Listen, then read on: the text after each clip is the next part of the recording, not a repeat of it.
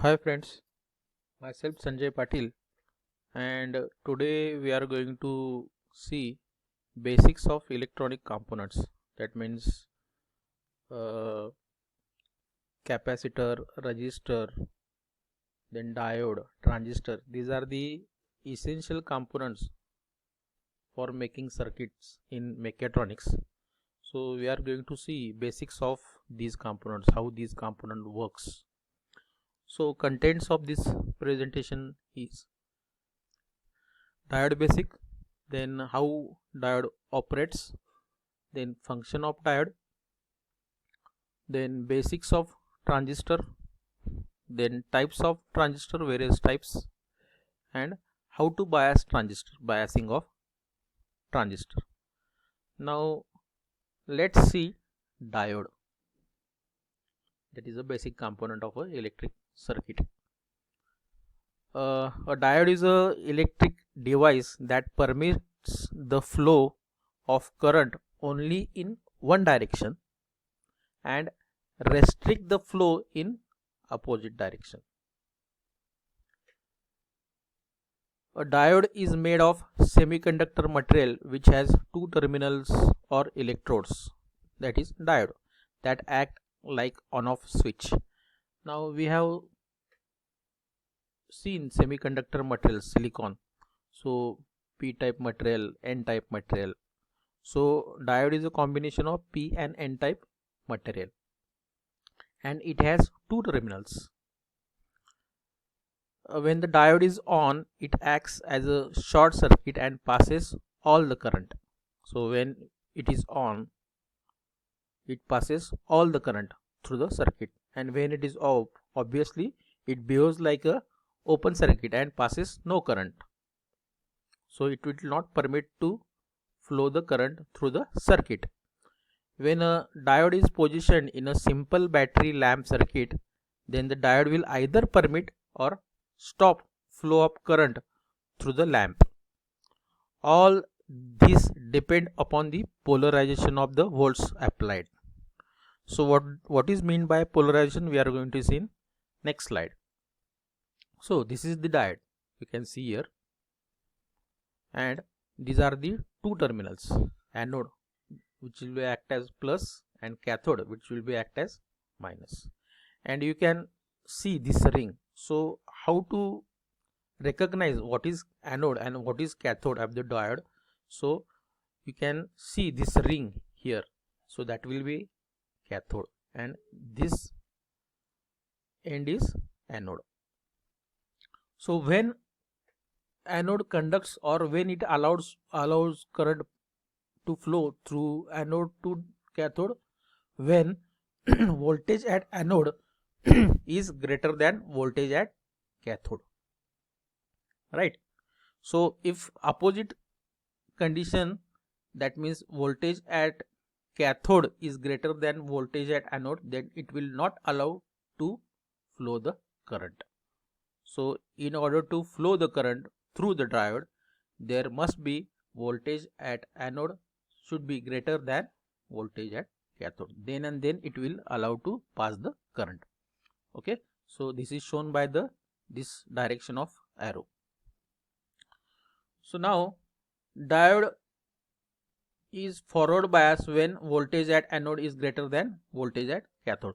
Now there are two types of biasing for diode. First is forward bias and other is reverse bias.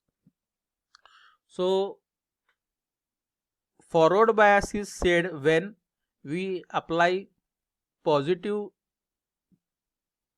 terminal to p-type material and we applied negative terminal or negative DC current to cathode. So then and then we can say that the diode is in forward bias. Exactly opposite case for the reverse bias. That means p material of the semiconductor that is connected with negative, and n semiconductor material is connected to positive terminal of DC source, right? So this is called as forward bias and reverse bias. So diode only conducts current in forward bias. That means P-type material is connected to positive source of DC current and N-type material is connected to negative source of DC current, DC source. So here diode conducts current strongly in forward bias. Then voltage drop across diode is almost independent of diode current in case of forward bias. In case of forward bias, effective resistance, which is also called as impedance of diode, is very small. So that's why it's allowed to pass the current. So in case of reverse bias, voltage at anode is less than voltage at cathode, that we have discussed just now. Then in case of reverse bias, diode conducts current very weakly, that is in milliampere. So it doesn't allow to flow the current in reverse bias. Then diode current is almost independent of voltage till breakdown in case of reverse bias. We are talking in terms of reverse bias. And in case of reverse bias, effective resistance or impedance of diode is very large. That's why it does not allow to pass the current through the diode, right? So now let's see how diode operates. A diode starts its operation when a voltage signal applied across its terminal. So we have to apply a voltage to its anode and cathode terminal. A DC volt is applied so that diode starts its application in a circuit, and it is known as biasing. So there are two types of biasing, that is forward bias, reverse bias. Okay, so this is known as biasing. Diode is similar to a switch, which is one way, hence it can be either in conduction or in non-operative mode. So in case of forward bias it will operate, and in case of reverse bias it will in non-conduction mode. On mode of diode is attained by forward biasing, which simply means that the higher or positive potential is applied to anode, and on the cathode negative or lower potential is applied of a diode. So this is a forward bias. In case of off mode, the diode is attained with the aid of reverse biasing, which is simply means that higher or positive potential is applied to cathode, and on anode negative or lower potential is applied to diode. So that is reverse bias, which don't allow to flow the current in through the diode. In the on situation, the practical diode provides forward resistance. Anode needs forward bias voltage to get in the on mode, that we have seen. This is known as cut-in voltage. So what the voltage required to on the diode, that is cut-in voltage, that is called as cut-in voltage. Whereas the diode initiates conducting in reverse bias manner when reverse bias voltage goes beyond its limit, and it is known as breakdown voltage. So in case of reverse bias, the voltage applied, that is known as breakdown voltage. So it goes beyond limit, that means the resistance is very high. The diode rests in the off mode when no voltage is applied across it. So obviously if we don't apply voltage to its anode and cathode terminal, obviously the diode will be in off mode, it won't operate. Function of diode. The key function of diode is to obstruct the flow of current in one direction and permit the flow of current in another direction. So I repeat that in case of forward bias, the diode will allow to pass the current, okay, and in case of reverse bias, the diode will not allow to flow the current through the circuit. Current passing through the diode is known as forward current, whereas the current blocked by the diode is known as reverse current, right? So that was diode, how diode works. So that was the basic things required to understand before beginning of mechatronics circuits and everything.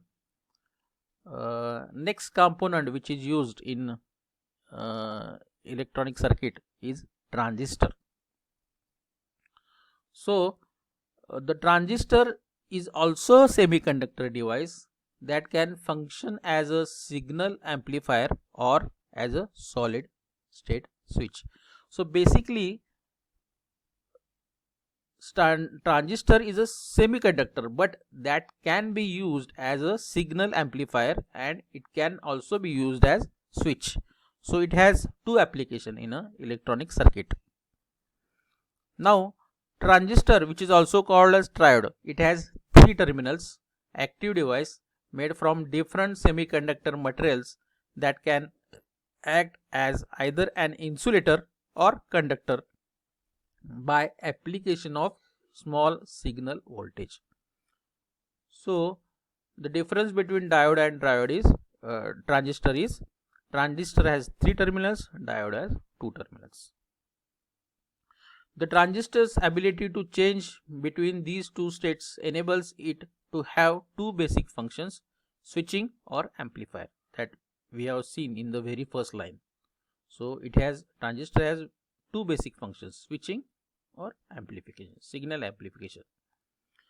The word transistor is a combination of transfer varistor, okay, varistor, okay. So that is the combination of transfer and varistor. There are two basic types of bipolar transistor construction, NPN and PNP. So there are basically two types of transistor. First is NPN and PNP. Right. The bipolar transistor basic construction consists of two PN junctions producing three connecting terminals. Now these three terminals, as they are known as emitter E, base labeled as B and collector labeled as C. Right. So you can see the types of transistor here.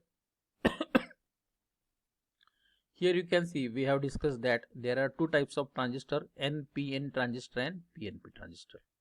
So in case of NPN transistor, the p-type semiconductor material enclosed with these two n-type materials, and in case of PNP transistor, one n-type material is required enclosed with two p-type materials. Okay, so you can see here these are the three terminals, emitter, base, collector and emitter. Okay, and you can see the difference between these two symbols. In case of NPN transistor, you can see the direction of arrow, and in case of PNP transistor, you can see the direction of arrow, that is in opposite direction. Okay, this is how we denote the transistor. So this is a one type of transistor, 2SD882. Okay, so you can see here this is a NPN type of transistor, and you can see three terminals, emitter, collector and base. Okay, so it is of NPN type of collector transistor, so symbol is likewise. You can see here three terminals, emitter, collector and base. Getting? So now let's see how the transistor works. Now a current flowing from the base, you can see here base terminal, to the emitter opens the flow of current from the collector to the emitter. In a standard NPN transistor, you need to apply a voltage of around 0.7 volt between the base and the emitter to get the current flowing from base to emitter. When you apply 0.7 volt from base to emitter, you will turn the transistor on